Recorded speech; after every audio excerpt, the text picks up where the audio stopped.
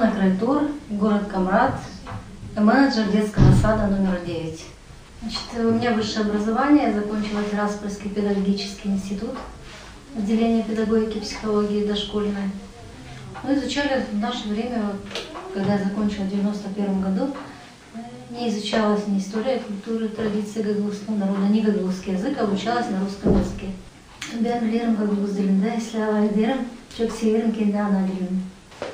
Мне кажется, что в моем детстве у меня не было возможности изучать гагаузский язык. В школе я очень училась хорошо на русском языке и даже скрывали, боялись говорить, что мы гагаузы в школе. Многие не знали, в принципе, что мы знаем гагаузский. А дома с дедушкой, бабушкой скрытно говорили.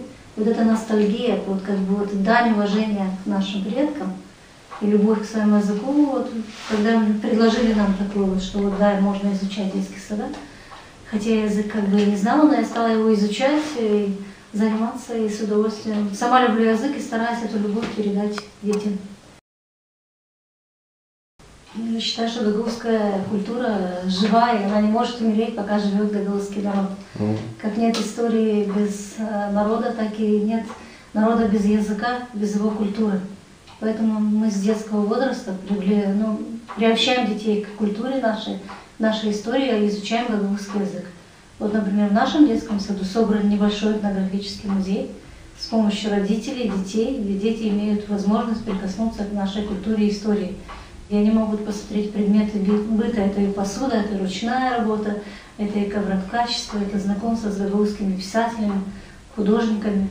Кроме этого, у нас изучается гагаузский язык 3 раза в неделю как предмет, начиная со 2-й младшей группы. И есть лингвистические группы, где дети углубленно изучают гагаузский язык, а сюда входит и история, и культура, и традиции. Гагаузский язык изучается, естественно, в школах, но во многих семьях тоже родители уже понимают, что надо сохранять свой язык, свою культуру, и тоже изучают, вообще говорят на гагаузском языке, в основном большинство в селах. У нас в городе проблемно, сложнее только в тех семьях, которые желают и хотят.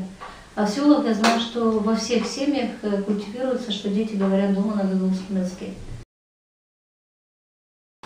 Я думаю, что у нас нет абсолютно деления на национальности, потому что у нас все владеют русским межнациональным языком, поэтому зачастую даже не знаешь, какой национальности ребенок, не обращается на это внимание. А если вот есть дни культуры, тогда уже тот же ребенок может показать на польском языке что-то рассказать или я не знаю, на болгарском языке, а так у нас нет деления на национальности.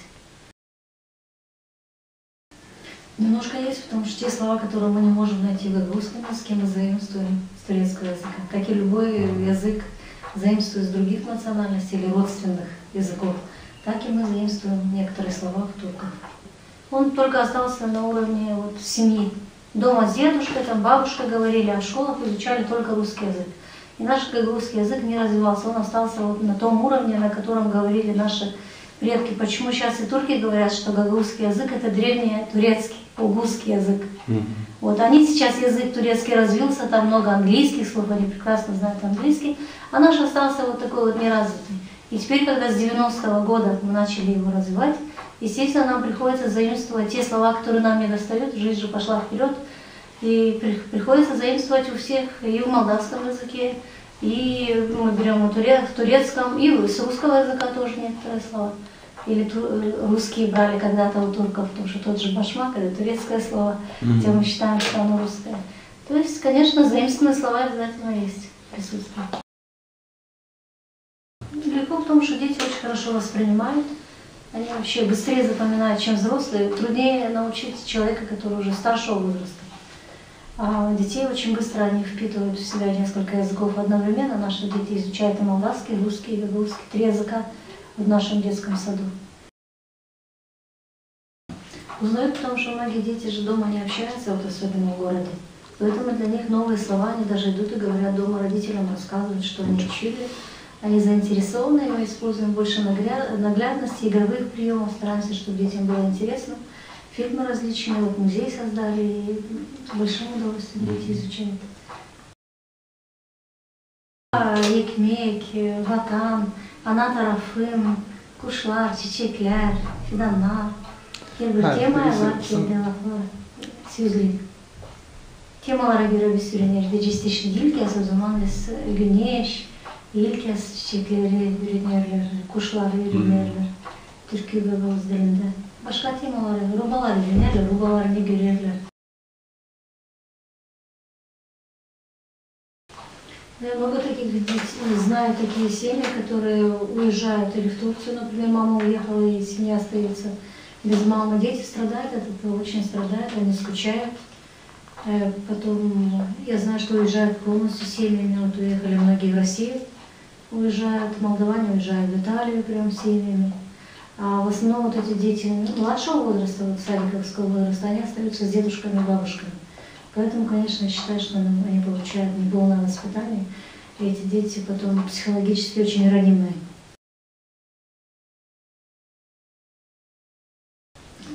Вот если логопед, он занимается, у нас есть специальный кабинет логопеда, где через, с ребенком занимается индивидуально, через книги, картинки, через индивидуальные беседы, для того, чтобы сделать, привить ребенку уверенность в себе, чтобы он умел рассказать о себе, чтобы снять психологические специальные такие упражнения. Это занимаются специалисты. Ну вот эта сказка про дядун и бабун Невеличан, дядун и Витуздан, бабун Гамирджимин Ктенмиш. Да, есть бабу Гвер дяда, стиран врачктус версинана. Вот и стямерлерна, да бабу зан, два дервералар, снясын бір бүйк ямыр, да сен елін ерсін. Sen gelesin bana sorun, yalvarasın. Öyle de olur, Allah yaya bir büyük yağmur, da dядın evi yeri, da dяд gelir babaya başlıyor yalvarsın, yalvarır onu koyversin içeri. Da orada sorucuma anladılarınca yavaş yavaş dяд girer. Hayda içeri, sorucumca onlar girer de başlarlar sonra.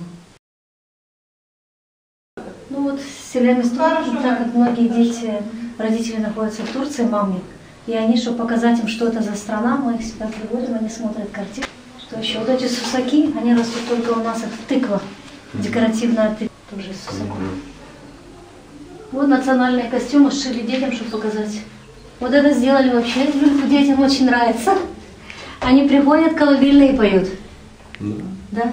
Поют с удовольствием на гагаузском языке колыбельную песню.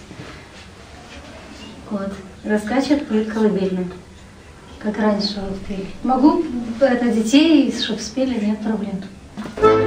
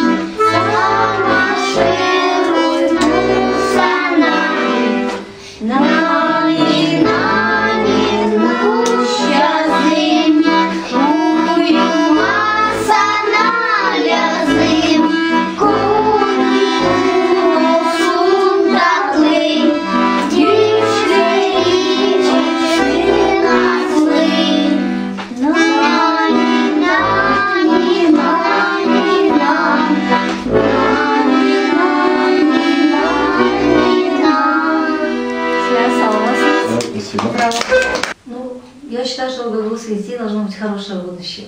И будущее наших детей как бы в наших руках сегодня, как мы будем их обучать, как мы их подготовим к жизни, как мы их воспитаем, так все и будет. Я верю в то, что у него счастливое будущее.